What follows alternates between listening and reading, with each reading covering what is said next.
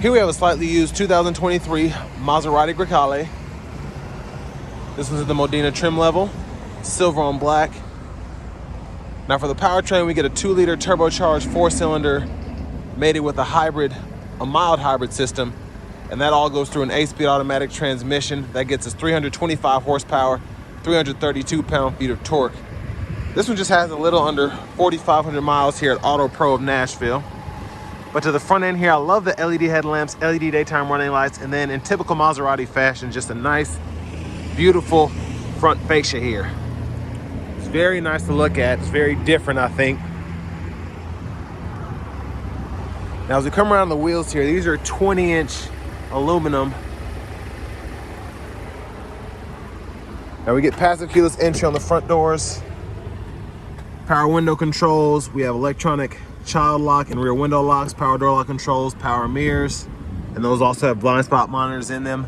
Now this is a very, very good sound system here. This Sonus Faber premium sound system, it's incredible. I tested it out already, especially for it to be in the middle trim here on this Modena, but that's how we open the door. And then if that ever is an issue, you don't have power, that'll manually open the door using that latch there. Electronic parking brake is here, hood release, and then here's our power driver seat, 4-way power lumbar support. And then we do have thigh support here.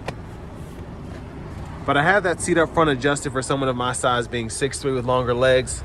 So we're gonna check out this rear seat room.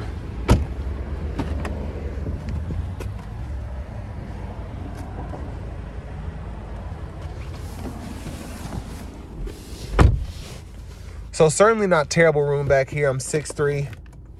Again, sitting behind myself, I can fit. It's doable. Now, it's not the most comfortable, but honestly, there's so much space, like from a width standpoint, that I can kind of just do my legs like that, but behind the seat, not too comfortable. The rear AC vents are there. There's a USB-C, USB-A charge port. There's a view of the front from back here. Panoramic sunroof.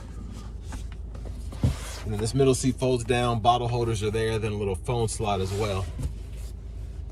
I do like the little things though, like how the Maserati logo is embossed even in the rear headrest. That's nice. Grab handles here. And then these lights, you can click those on or off. Just gotta make my way out of here.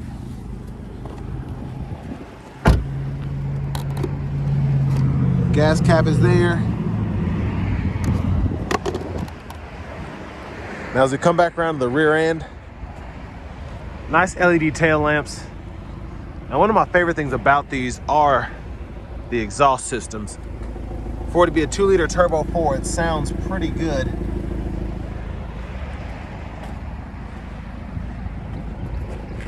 Let's see if we can get this open.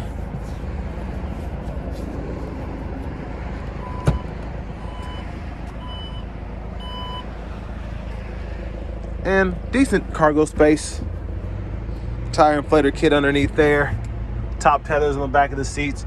It looks like we can fold the seat down on either side there by pulling the lever. And then there's a 12-volt right in there. We also have the cargo cover as well.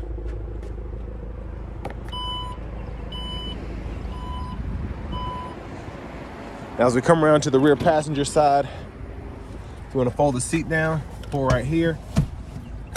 Pretty easily folds flat, and then you just have to pull it back up to get it back into place, snap it in there, and then the anchors are right back in there for the car seats.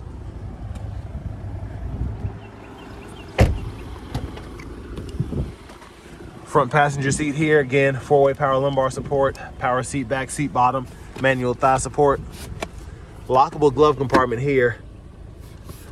Then the owner's manuals are still in this one.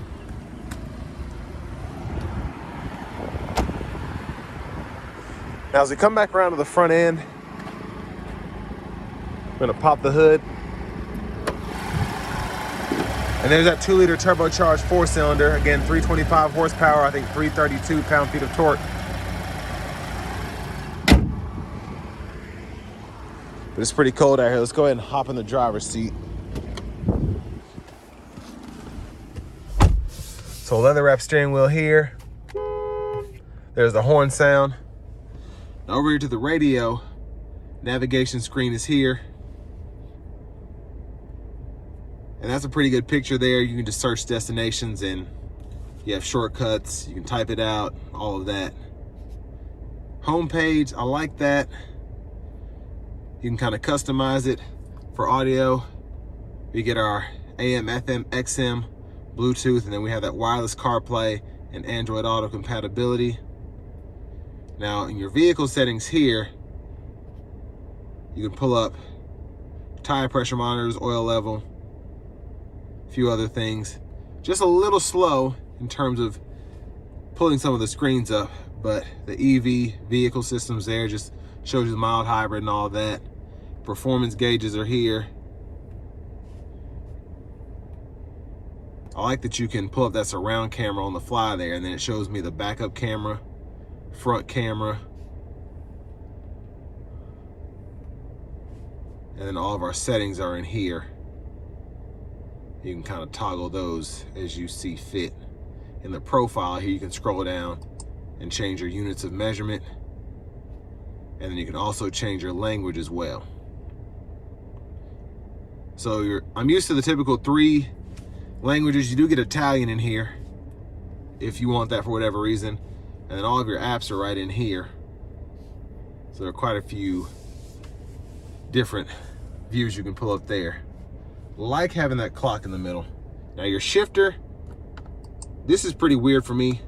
It's actually all buttons, so neutral, drive, manual, you can toggle between those. Press P for park. Good thing is they're all pretty much the same, so no need for confusion there. Now for your headlamps, you have to go in here and you can control it from right there. So I'm just gonna call it like it is. It's weird to me.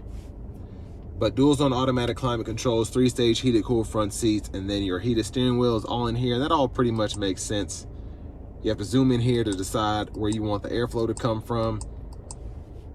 X side of that, fan speed is here, temperature on either side. And then you can adjust the brightness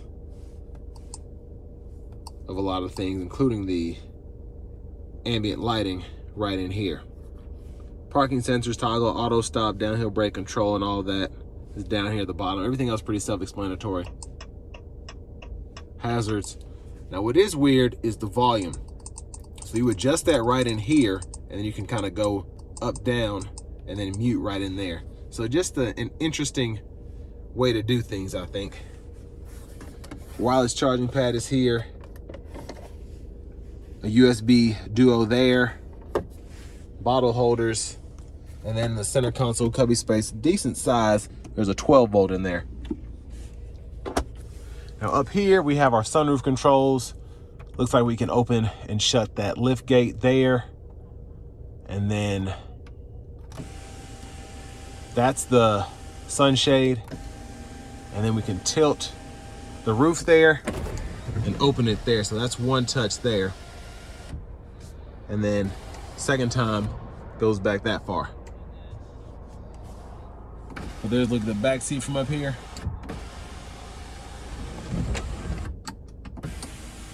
Then we can one touch close the sunshade, which is nice. Garage door transmitter. I like how nice and padded the vanity mirror feels. And you just have that one light there, but it is pretty bright and it looks nice. Now back to the steering wheel. Blinkers are here.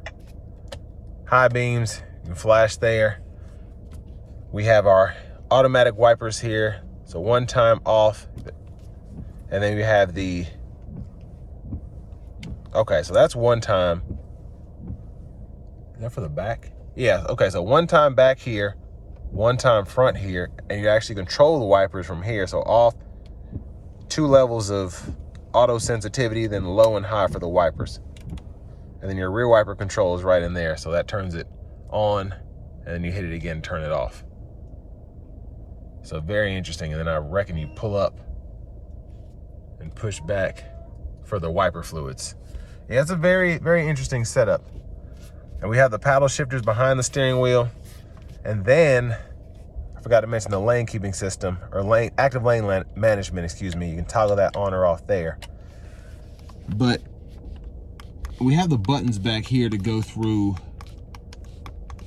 radio stations, and then for volume right here. So it's kind of interesting that they're hidden right here. So if you're using the paddle shifters, you have to go from here to here, or if you're trying to quickly grab the controls, you might accidentally hit the paddle shifter.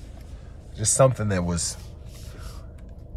I don't know how much thought was put into that. But Bluetooth controls are here. Your phone is not connected yet. Voice recognition's right there. And then the other Bluetooth controls there. We can go up and down in the actual gauge cluster here through our different menus. And then this button takes us to that left side, quick action. We can pull up the cluster layout, heads up display, recent calls, and then we can change the actual left side, what's in that middle there, by hitting this button. Now with the active lane management, we can go ahead and put the active driving assist on with the lane detection and get the full suite of driving help there. Set the speeds, resume, cancel, adjust the gap, limiters there. And then for our drive modes, we can just scroll through those three there, and you can adjust your suspension from sport to normal. The push button starts here. It's a quick look at the heads up display. And finally, here is the key fob, which is very nice. I will say that. But next, let's go ahead and take this 2023 Maserati Grecale out on the road for a test drive. So starting the test drive in this Grecale Modena, it's a pretty quick car. I like how they did the mild hybrid system, just having that here. Love having the paddle shifters as well. But the graphics here are very nice, just showing the effectiveness of having help from that mild hybrid battery, and then also just the regenerative braking, things of that nature, all of that showing how you can recharge what you have. But this thing isn't meant to make it necessarily more fuel efficient. It's mostly there for maximum power output. That's how you get that extra 29 horsepower, because you have the help from the electric motor there. But you do get these three drive modes, which are pretty different. Now the comfort mode, the ride quality is there, but it feels more like an eco mode in terms of just how it drives.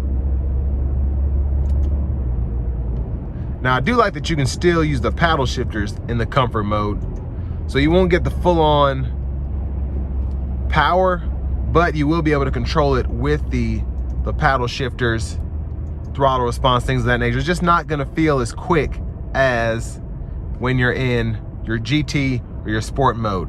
Now the GT is pretty much right in the middle there, and the sport mode is gonna be maximum throttle output, and you're getting your full horses there. So I'm gonna leave it in the sport mode for now, and I'm just gonna see how it does as I come out of this corner that's coming up. But in typical Maserati fashion, what makes this, I think, a coveted vehicle is just what you get when you're sitting behind the wheel of the cockpit. You have this nice crown here, the Maserati logo, buttons everywhere, just a weird screen. But it's something that's different. It's something that looks cool. It's something that feels cool. But like a lot of other Maseratis, it does have its quirks in terms of the screen not being as quick as I'd want it to be, having the buttons in just weird places. But you still get that performance that you'd expect from a Maserati. These shifts are very harsh. Put in the first here.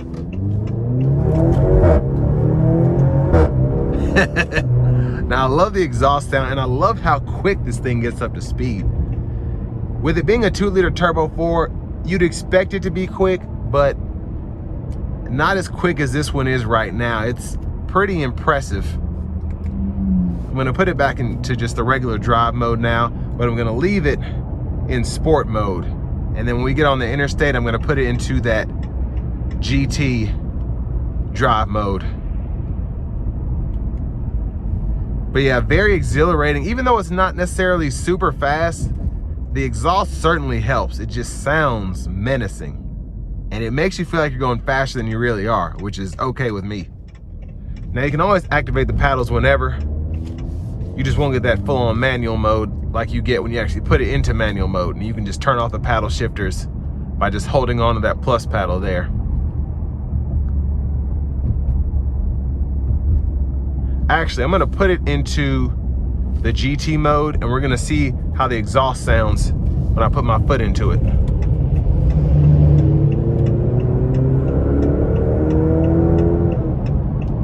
So you don't get that full-on cackle that you get with the sport mode, but you do get pretty good power along with a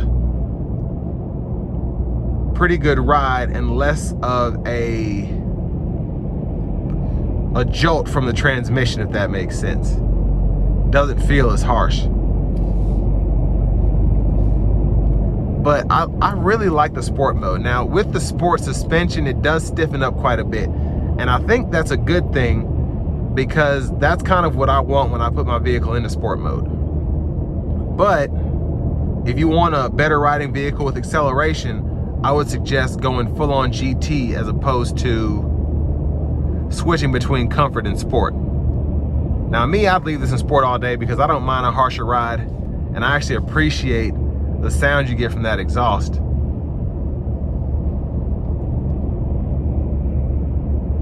Let's see if I can test out the driving system.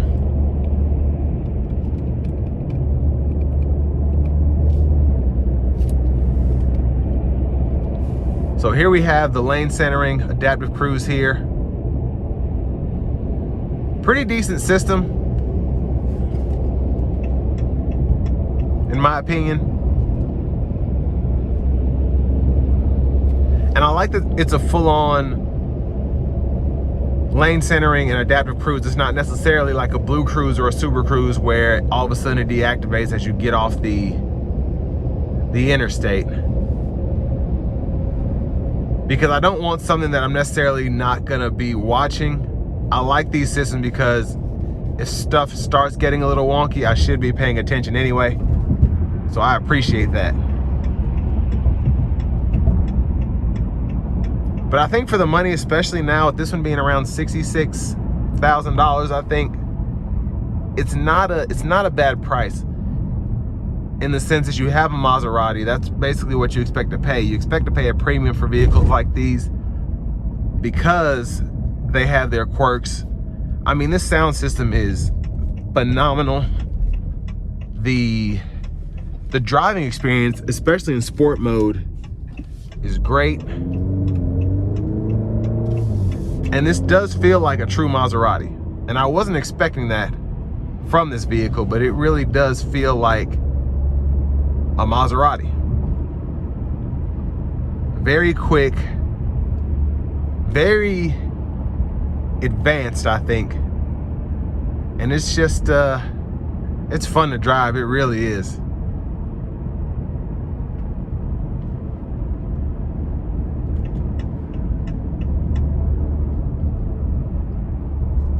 But big shout out to Auto Pro of Nashville for allowing me to review this car today. And this will bring me to the end of my review of this 2023 Maserati Grecale Modena.